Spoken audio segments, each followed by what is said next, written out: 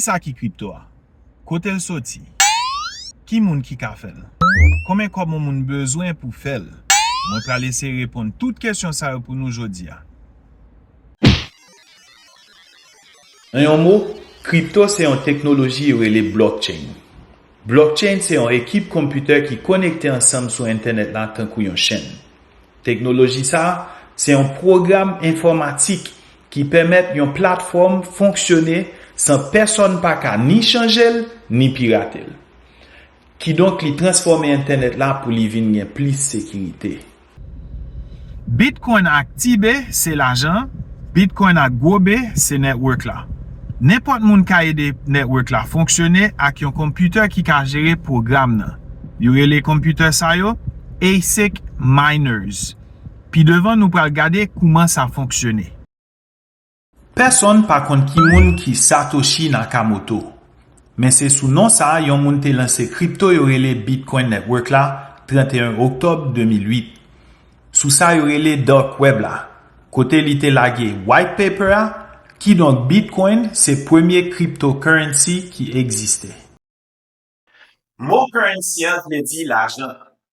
Qui donc Bitcoin, c'est premier l'argent digital qui existait.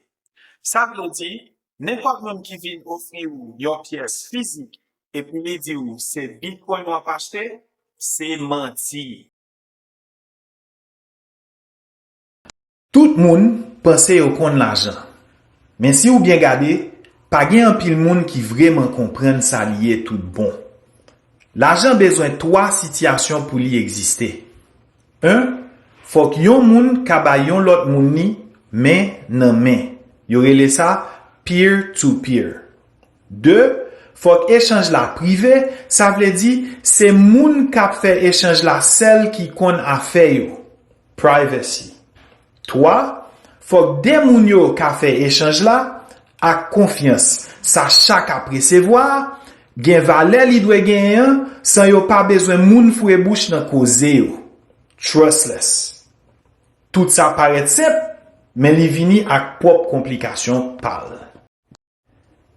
Li facile pour yon moun ba yon lot l'argent si des moun yo même côté.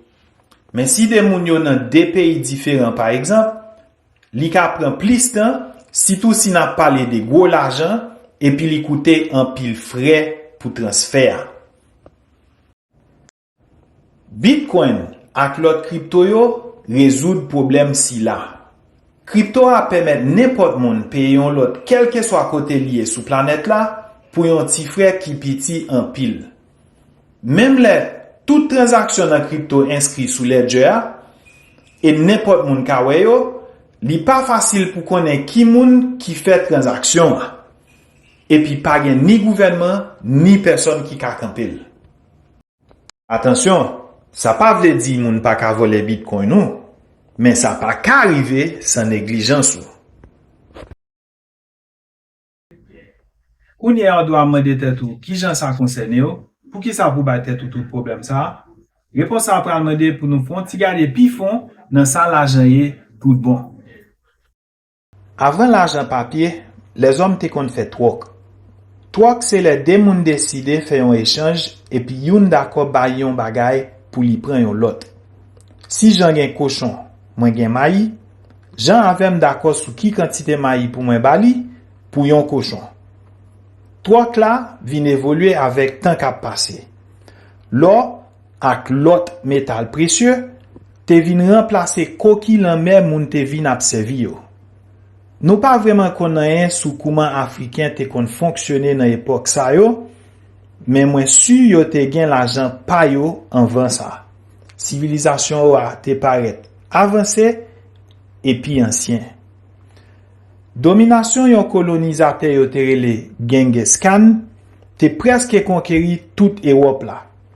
Là ça pour faciliter échange dans mitan différentes nations li te conquéri yo, the United Mongol Empire, Genghis Khan vin décider faire dans l'année 1227 premier l'argent papier nous connaît qui existait. Tout ça n'a pas acheté gen un prix. La banque centrale kontrole papier ou soit pièce l'argent kap sikile yo. Nan peyi Haiti, nou gen goud la. Jodi ya, valè goud la mezire kont valè dola Ameriken. An pil peyi fè même bagay la. Men, piti, organizasyon tankou BRICS ki se Brésil, Russia, India, China epi South Africa deside kite dola deye pou yo fè échange ak prop l'argent peyi yo. Gen an pil rezon pou sa, men denye kou ki touye koukoua, se le Ameriken te mette sanksyon sou Russia pou la guerre li deklare Ukraine. Apre Deuxième Guerre mondiale, le monde te deside bay Ameriken ki te sauve yo nan epok la, pouvoi pou dolar te regle vale tout lot l'argent, tout pays. Paske chak papye dolar te gen vale li an lo nan rezerve fédéral État Ameriken yo. Le monde te fè dolar konfians. Men, Président Richard Nixon nan mwa août 1971 te suspend a fè sa. Moun pat ka entre la banque pou mande yo ba ou vale lo l'argent papier ou te gen nan men ou a anko. Se kon sa, États-Unis tombe nan imprimer l'argent papier. Sou promesse ke papier a gen vale. Men, san anyen vreman pou si porte vale si la. Se kon sa, inflasyon l'argent papier mondial la te rekomanse. Sa se gwo koze ki ta mande yon ekonomist ki pou ta explike nou an detay ki sa bagay sa yo e. Gen pil bagay ki ka koze inflasyon. E li tre komplike. Tout moun wè jan bagay yo ap vin pi chèr chak jou. Se sa k fè, nan ane 1980 yo, ou te gen 5 goud pou $1. Jodia ou prèt pou bezwen 150 goud pou mèm dolar. Sa vle di, sere l'ajan an ba matla ak an ba te, pa proteje vale l'ajan papye ki nan men ou a. Se vre, sa ma pale la pap interese moun ki pa ka manje, moun kap kole piese, ak moun ki pa ka fe ekonomi. Deven pa moun sa yo pa gen mwayen pou yo mette kob sou kote, ni pou mouve jou, ni pou vie jou, ni pou kina. Se moun ki kapab fe plis kob pase sa yo bezwen depanse, ke koze sa yo interese. Jodia, pa gen an pil bagay ou ka mette ti di plis kob ou ala den pou fè sa yo rele yon bon investisman.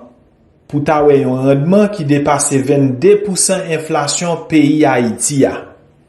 E se la, BTC vin interesant pou moun ki bezwen proteje vale l'ajan yo ap kenbe ya.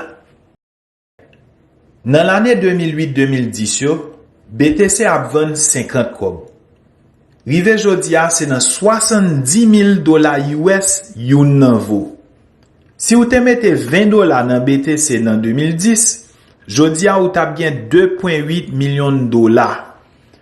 Pa gen pil bagay nan mond la ki ka ba ou rendement si la. Koun ya wap mande, pou ki sa pri a monte kon sa? Ebyen, kantite BTC a pap jam depase 21 milyon. Pap jam gen plis BTC ke sa. Se sa k fe, plis moun ap achtel, plis vale li ap monte. Gen moun ki pense li pral vin $1 milyon anvan 2025. Mwen pense li ka rive la anvan fin ane sa. Se pou sa map fe choua, pou mwen ede tout Haitien ki gen kapasite a pren kouman pou yo achtel, kenbel, transferel ou swa venni pou kont yo. Pi piti kob ou bezwen pou achete la den, se $10 Ameriken, ki donk ou pa bezwen achete youn anke. BTC patan kou l'ajan nou konen jodi ya. $1 gen 2 desimal, ki donk ou bezwen 100 centime pou gen $1. BTC gen 8 desimal de chak unité. Sa vle di, pi piti quantité ou ka kembe, c'est 0.000000001 BTC. Yo rele ça yon Satoshi. Jodia, $10 ba ou presque 0.00015 BTC. Ou ka achete et vendre ni chaque jour à n'importe qui lè, mwen pral montre nou différents jan nou ka fè ça. Gen plizye lot crypto nou pral focus sou yo tou. Se la mwen pral partager ide ak nou sou ki jan mwen ka jwen chans achete a pri ba epi vendre a pri wou. Ale ki le fok mwen di nou, mwen pa yon konseye fiskal ni mwen pa yon ekonomis. Mwen se yon moun ki interese nan bagay sa yo an pil. Mwen konserne sou jan mwen we Haitien, sitou nan diaspora ki pa jwen moun pou ede yo kompren kripto a nan yon lang yo kompren. Ki donk, bouch mwen pral fe kim pou nou. Men mwen pa la ni pou mdi nou achete, ni pou mdi nou vende. Se nou ki pou aprofondi konesans nou pou nou pren prop desisyon nou. Tout informasyon mwen ap poste yo gratis. Si yon moun vle encouraje chanel la, bam yon like. Si yon nouvo, abone. Men vre rev mwen, se pou mwen plis Haitien engaje nan mouvment anvan BTC rive $100,000. Mersi pou tout sa ki bam tan yo. Jodi, lot epizod lan nan preparasyon, nou gen an pil koze pou nou pale. Kite komenter nou yo a kesyon nou yo pou mwen, ma prepon jam kapab. Respect pou tous.